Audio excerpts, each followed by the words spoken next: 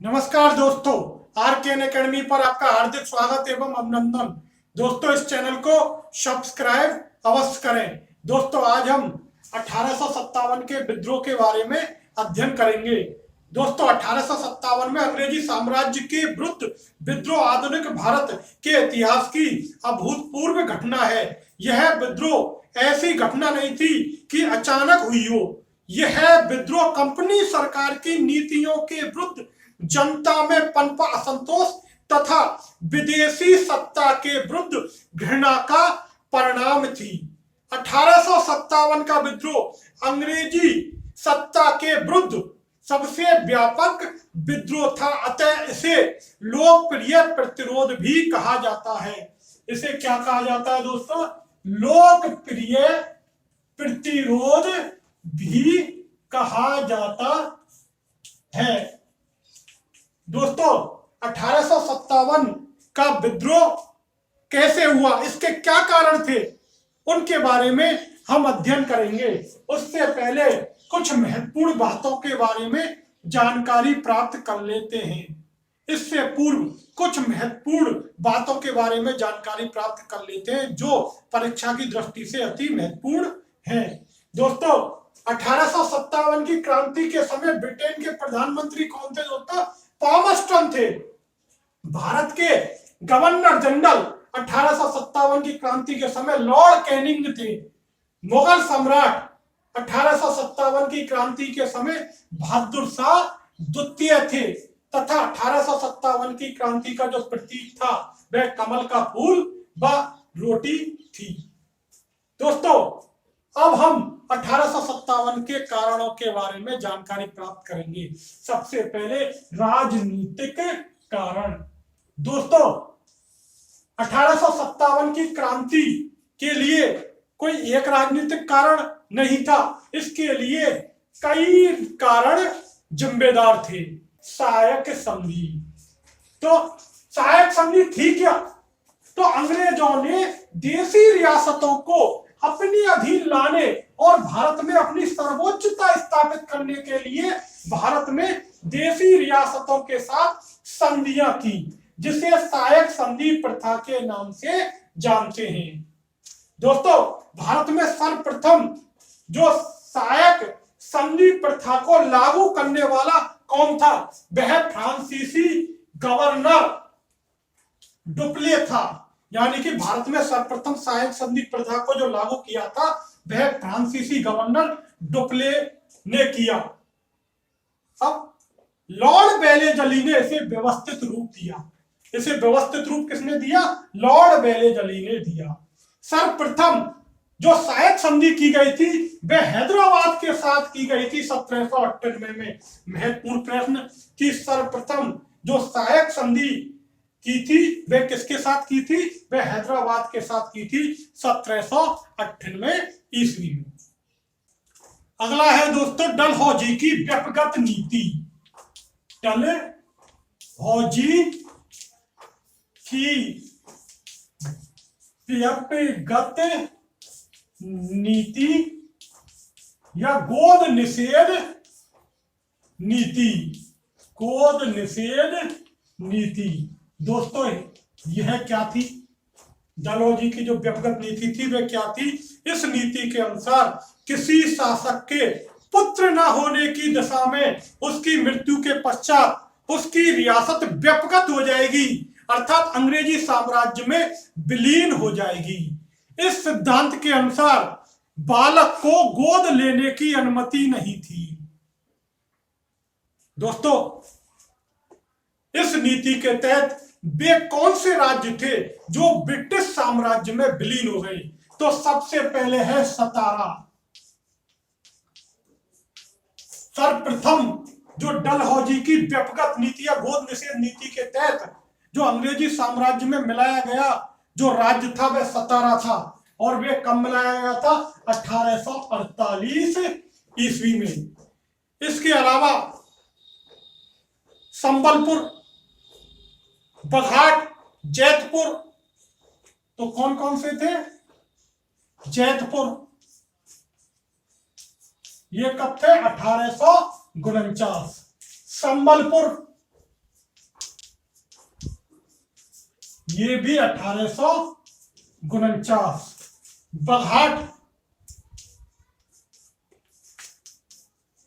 1850 ईस्वी। उदयपुर 1852 ईस्वी।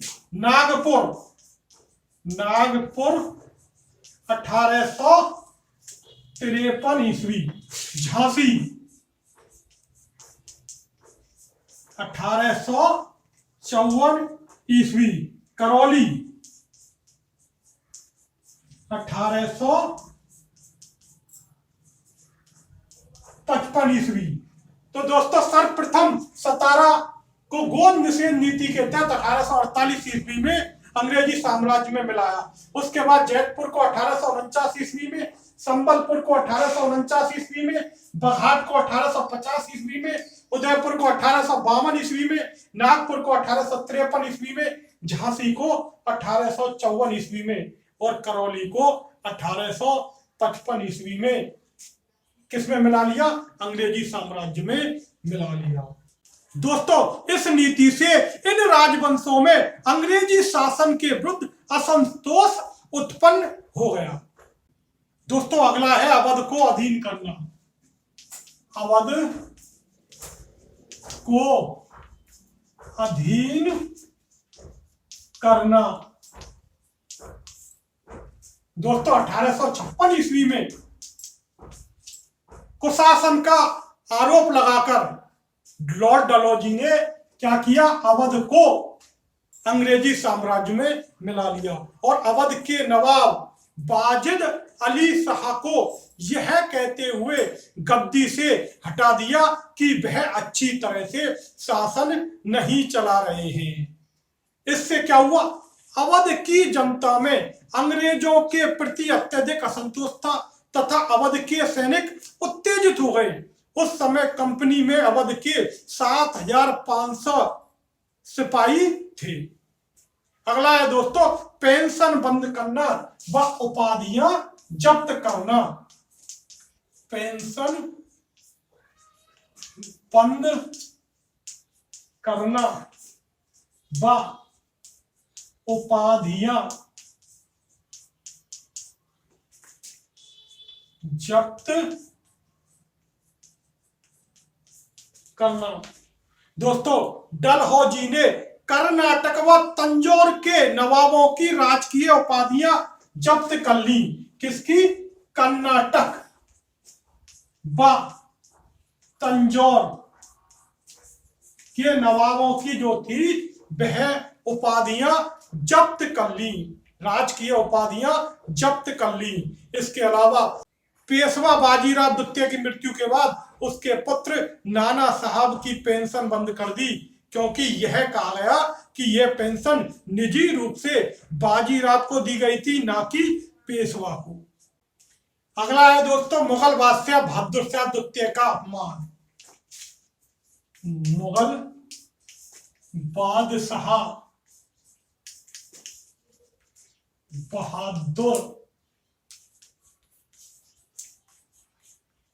शाह द्वितीय का अपमान।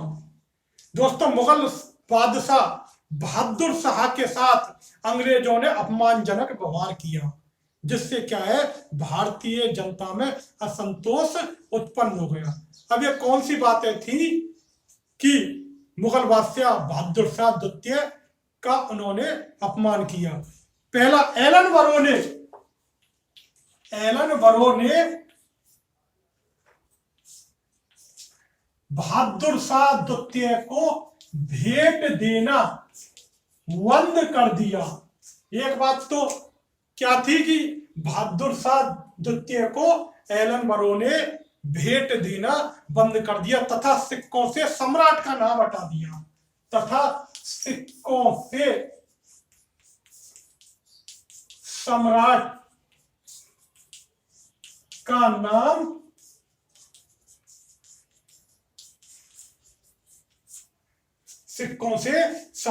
नाम हटा दिया। डलहौजी ने 1849 ईस्वी में घोषणा की कि मुगल बादशाह बहादुर शाह द्वितीय की मृत्यु के बाद उसके उत्तराधिकारी को मुगल महल यानी कि लाल किले को छोड़ना पड़ेगा तथा उसे कुतुब मीनार के पास एक छोटे से मकान में रहना पड़ेगा। तो डलहौजी ने क्या घोषणा कर दी? डलहौजी ने 1849 में घोषणा की कि मुगल बादशाह बहादुर शाह की मृत्यु के बाद उसके उत्तराधिकारी को मुगल महल यानी लाल किले को छोड़ना पड़ेगा तथा कुतुब मीनार के पास एक छोटे से मकान में रहना पड़ेगा। इसके अलावा 1856 ईस्वी को कैनिंग 1856 ईस्वी को कैनिंग ने घोषणा की कि बहादुर शाह की मृत्यु के बाद मुगलों से सम्राट की उपाधि छीन ली जाएगी तथा अब सिर्फ वो क्या कहलाएंगे? राजा कहलाएंगे।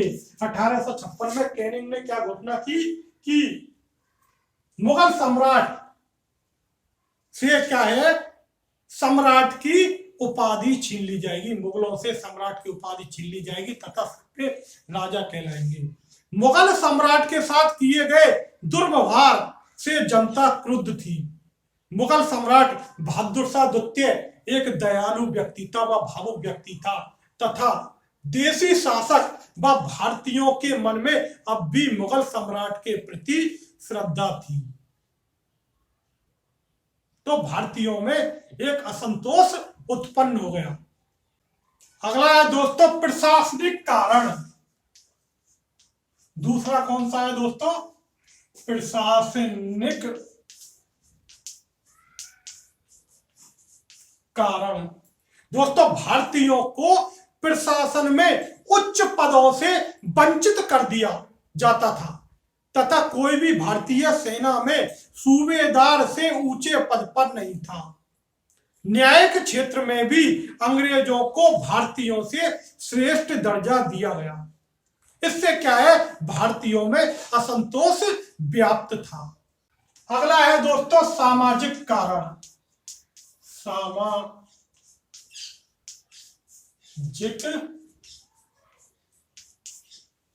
कारण। दोस्तों कंपनी के शासन विस्तार के साथ साथ अंग्रेजों ने भारतीयों के साथ अमानुषिक व्यवहार करना आरंभ कर दिया।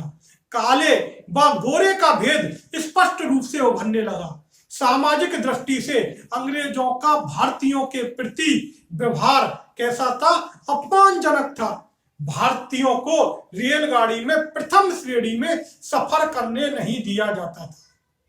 अंग्रेजों की खुद को श्रेष्ठ व भारतीयों को हीन समझने की भावना ने भारतीयों को क्रांति करने की प्रेरणा प्रदान की।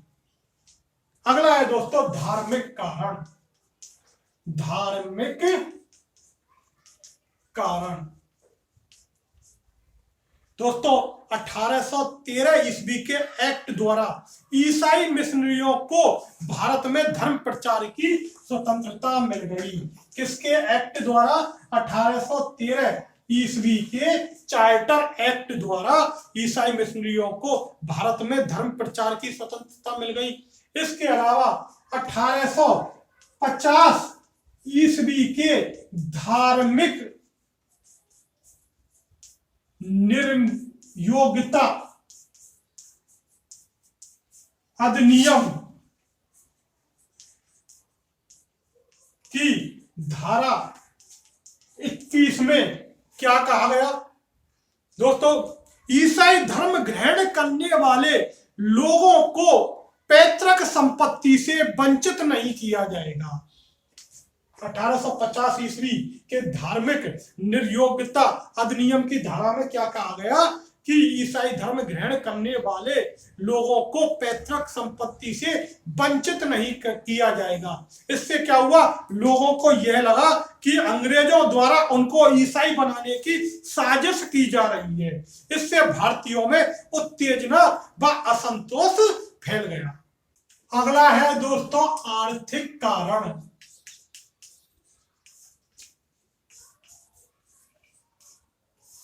अगला कौन सा है दोस्तों? आर्थिक कारण। दोस्तों अंग्रेजों की आर्थिक नीतियां भारतीय व्यापार और उद्योगों के विरुद्ध थी।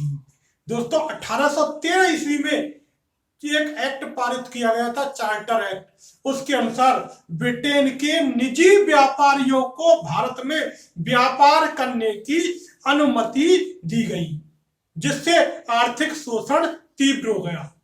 क्या हुआ था 1813 ईस्वी में? क्या हुआ? चार्टर एक्ट के द्वारा ब्रिटेन के निजी व्यापारियों को भारत में व्यापार करने की अनुमति दी गई, जिससे शोषण तीव्र हो गया, आर्थिक शोषण तीव्र हो गया।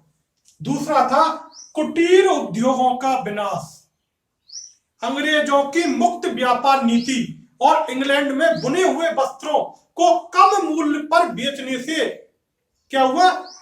भारत का कुटीर उद्योग समाप्त हो गया। दूसरा था भारतीय धन का निष्कासन। दोस्तों अंग्रेजों ने भारतीय व्यापार, वाणिज्य और कुटीर उद्योग को अपने नियंत्रण में ले लिया। अतः भारतीयों में निर्धनता बड़ी तेजी से बढ़ने लगी और भारत का अत्यधिक धन कहां जाने लगा? इंग्लैंड जाने लगा। इस प्रकार भारतीय धन का निष्कासन होने लगा। अगली आर्थिक नीति थी दोस्तों भू राजस्व व्यवस्था। भू राजस्व व्यवस्था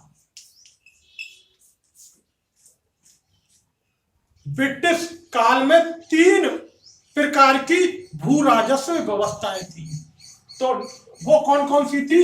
स्थायी बंदोबस्त, स्थायी बंदोबस्त, दूसरी थी रैयतवाड़ी और तीसरी थी महालवाड़ी। तीसरी थी महालवाड़ी। पहली व्यवस्था है दोस्तों स्थायी बंदोबस्त। स्थायी बंदोबस्त। दोस्तों इसके संस्थापक कौन थे? Lord Cornwallis. संस्थापक थे लॉर्ड कॉर्नवालिस। और दोस्तों इसमें लगान किसको देना था? जमींदार को। दोस्तों ये 1893 में लागू की गई थी और इसमें जमीन का मालिक किसे बनाया गया था? जमींदार को बना दिया गया था। भूमि का मालिक जमींदार को बनाया गया और किसानों को प्रजा माना गया। किसानों को प्रजा मान लिया गया। अब लगान कौन देगा? दोस्तों जमींदार देगा। जमींदार को क्या है? लगान देना था। अब स्थायी बंदोबस्त से कंपनी को क्या फायदा हुआ? एक तो कंपनी का आय का स्रोत जो है निश्चित व स्थायी हो गया और जमींदार के रूप में कंपनी को एक वफादार वर्ग मिल गया। दोस्तों इस व्यवस्था में कर निश्चित कर दिया गया, यानी कि कर में वृद्धि नहीं होगी। लेकिन इस व्यवस्था में यह नहीं कहा गया कि किसानों से कितना लगान लिया जाएगा। अब इस व्यवस्था से किसान और जमींदार पर क्या प्रभाव पड़ा?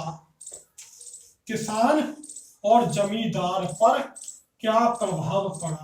दोनों का प्रभाव देख लेते हैं। दोस्तों शुरुआत में क्या है? जमींदार क्या है कि जो कर निश्चित किया था वह नहीं चुका पाए, यानी कि कुछ जमींदार जो थे जो कर निश्चित किया था वह नहीं चुका पाए क्योंकि कर की जो रकम थी बहुत ज्यादा थी। तो अब इस स्थायी बंदोबस्त में क्या था कि अगर कोई जमींदार कर को नहीं चुका पाता था तो सूर्यास्त कानून के तहत, किसके तहत? सूर्यास्त कानून के तहत उस कर की बराबर जो जमीन है या भूमि है उससे क्या है? कर की वसूली की जाती थी। अब यह सूर्यास्त कानून क्या था? सूर्यास्त कानून ये था कि जो तिथि दे दी कर को जमा कराने की, तो सूर्यास्त के समय तक उस तिथि को सूर्यास्त के समय तक वो कर जमा कराना था, नहीं तो इसकी जिम्मेदारी किस पर होती? जमींदार पर होती। तो जमींदार क्या है कि जमींदार से उसकी जमीन का टुकड़ा बेचकर या उस जमीन से वह कर लिया जाता था, यानी कि उस कर के बराबर उस जमीन की भूमि क्या है, जब्त कर ली जाती थी। तो जमींदार क्या है, उसमें असंतोष था। क्यों? इससे कुछ जमींदारों पर क्या प्रभाव पड़ा? कुछ जमींदार जो लगान की रकम समय पर नहीं चुका पाए, उनकी भूमि क्या है, जब्त कर ली गई, उनकी भूमि बेच दी गई, उन्हें दर दर की ठोकरें खानी पड़ी। और लेकिन आरंभ में कठिन परिश्रम करके जो इस व्यवस्था में टिक गए, वो क्या है, गांव छोड़कर शहरों की ओर चले गए, क्योंकि वो धनवान हो गए। और उन्होंने क्या किया, कर वसूलने के लिए एजेंट नियुक्त कर दिए, कर वसूलने के लिए एजेंट नियुक्त कर लिए। और एजेंट क्या करते थे, अधिक से अधिक कर वसूल करते थे, कानूनी तरीके से और गैर कानूनी तरीके से। इससे क्या हुआ, किसानों का शोषण शुरू हो गया, और जिससे क्या हुआ, किसानों की स्थिति दयनीय हो गई। अब दोस्तों किसानों पर क्या प्रभाव पड़ा? एक तो किसानों के लिए लगान की दर निश्चित नहीं की गई कि किसानों को कितना लगान देना है। इसके अलावा दोस्तों अभी भी मैंने बताया था, जो जमींदार इस व्यवस्था में टिक गए, उन्होंने भी किसानों का शोषण किया। इसलिए सबसे जो बुरा प्रभाव पड़ा था, वह किसानों पर पड़ा था। यह व्यवस्था किसानों के लिए लाभदायक सिद्ध नहीं हुई। अगली है दोस्तों रैयतवाड़ी। दोस्तों स्थायी बंदोबस्त में समझौता किसके साथ हुआ था? जमींदार के साथ। इसमें समझौता किसके साथ हुआ था? सीधा किसान के साथ। यानी कि जो टैक्स देगा वह कौन देगा? किसान देगा। और इसे 1792 ईस्वी में तमिलनाडु यानी कि मद्रास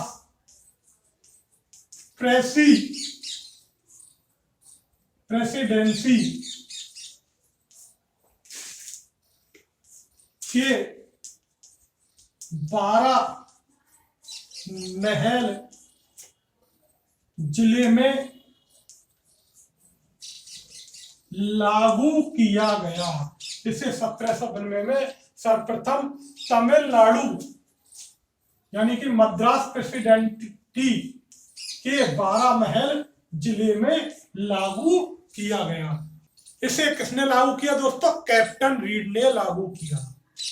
अब दोस्तों इसमें क्या है कि मैंने भी बताया था कि जो किसानों को भूमि का मालिक बना दिया, और इसमें कर में वृद्धि की जा सकती थी, जबकि स्थायी बंदोबस्त में कर में वृद्धि नहीं की जा सकती थी, कर निश्चित था। लेकिन इसमें समय समय पर कर में वृद्धि की जा सकती थी। अब भू राजस्व के भुगतान के लिए किसान स्वयं जिम्मेदार होते थे। अब कर कैसे लिया जाता था? कर लिया जाता था उत्पादन शक्ति व उपज के आधार पर। जितनी उपज होगी उस आधार पर कर लिया जाता था। ज्यादा उपज होगी तो ज्यादा कर लिया जाता था, और कम उपज होगी तो कम क्या है, कर लिया जाता था। अब उपज का अनुमान कौन लगाता था? उपज का अनुमान कंपनी के कर्मचारी लगाते थे। यानी कि कंपनी के जो कर्मचारी थे सीधे भू राजस्व वसूल करते थे, और वो ही फसल का या उपज का सर्वेक्षण करते थे। अब दोस्तों इससे क्या हानि हुई? इससे ये हानि हुई कि वो अधिक से अधिक क्या है, उपज को घोषित करते थे। यानी कि उत्पादन की जो मात्रा है उसको ज्यादा से ज्यादा बताते थे। इससे क्या हुआ, घूसखोरी को बढ़ावा मिला, रिश्वतखोरी को बढ़ावा मिला। क्योंकि कुछ किसान क्या है, रिश्वत देकर या घूस देकर या भेंट देकर क्या है, अपनी जमीन की जो उपज है वो कम घोषित करवा लेते थे। जिससे क्या होता था, जिससे उन्हें कम कर देना पड़ता था। लेकिन जो भेंट नहीं दे सकते थे, उनकी उपज को वह लोग क्या करते थे, ज्यादा से ज्यादा लगते थे। इससे क्या हुआ कि जो भेंट नहीं दे सकते थे वह कर नहीं चुका पाए, और जब कर नहीं चुका पाए तो उन्हें ऋण लेना पड़ता था, और ऋण लेना पड़ता था तो ऋण पर ब्याज देनी पड़ती थी। जिससे क्या है, किसान की स्थिति दयनीय हो गई। इसके अलावा यहां जो भूमि कर था वह बहुत अधिक था।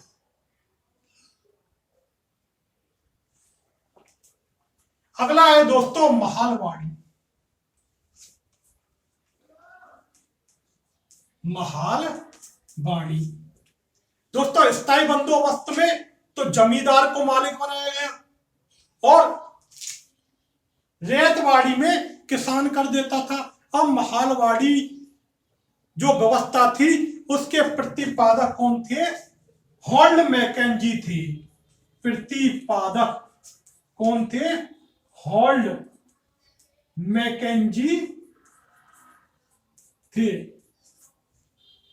दोस्तों इस व्यवस्था में क्या था, भूमि कर की इकाई किसे माना गया, महाल या ग्राम को माना गया, और संपूर्ण ग्रामीण समुदाय को सम्मिलित रूप से कर देने के लिए उत्तरदायी बनाया गया। और भूमि कर का भुगतान कौन करता था, गांव का मुखिया या लंबरदार करता था। दोस्तों इसमें क्या था, संपूर्ण जो गांव का जो कर था वह एक साथ इकट्ठा करके जमा कराया जाता था, और किसके द्वारा, गांव के मुखिया के द्वारा, जिसे लंबरदार कहते थे, उसके द्वारा कराया जाता था। लेकिन इस व्यवस्था में क्या है, कर की जो रकम थी बहुत ज्यादा थी। दोस्तों कुल मिलाकर ये तीनों प्रणालियां भारतीयों के लिए लाभदायक सिद्ध नहीं हुई, और भारतीयों में असंतोष उत्पन्न हो गया। इस प्रकार भारत के अभूतपूर्व ढांचे के बिगड़ने से भारत के प्रत्येक वर्ग पर बुरा प्रभाव पड़ा, जिसका परिणाम 1857 का महासंग्राम था। अगला है दोस्तों सैनिक कारण। सैनिक कारण, अगला क्या है दोस्तों, सैनिक कारण। दोस्तों अंग्रेजों का भारतीय सैनिकों के प्रति अच्छा व्यवहार नहीं था। उन्हें अंग्रेजों के मुकाबले कम वेतन दिया जाता था। इसके अलावा सेना में उच्च पदों पर केवल अंग्रेजों को नियुक्त किया जाता था। धार्मिक रीति रिवाजों में हस्तक्षेप किया जाता था। लॉर्ड कैनिंग ने दो घोषणाएं की। पहली थी सभी भारतीयों को समुद्र पार के ब्रिटिश क्षेत्रों में सेवा देना अनिवार्य कर दिया।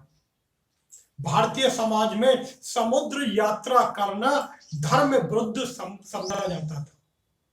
इससे भारतीय नाराज हो गए, भारतीय सैनिक नाराज हो गए। दूसरा था परंपरागत ब्राउस बेस बंदूक के स्थान पर नई इनफील्ड राइफल का प्रयोग शुरू हो गया। पहले सेना में क्या होता था कि परंपरागत कौन सी थी, ब्राउस बेस बंदूक का प्रयोग होता था। कौन सी, ब्राउस बेस बंदूक का प्रयोग होता था। अब क्या है, नई राइफल इनफील्ड का प्रयोग शुरू हो गया। अब इसमें क्या था कि कारतूस को लगाने से पूर्व दांतों से खींचना पड़ता था, और कारतूस में गाय व सुअर की चर्बी होती थी। जिससे क्या हुआ, भारतीय सैनिक भड़क गए, और उनके मन में यह बात बैठ गई कि उनका धर्म भ्रष्ट करने के लिए यह कार्य किया गया है, इन राइफलों को लाया गया है। अब दोस्तों तात्कालिक कारण, तात्कालिक कारण दोस्तों 29 मार्च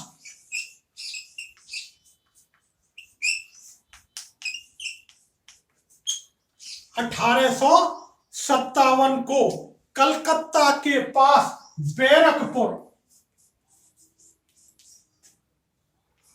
कलकत्ता के पास, कहा दोस्तों,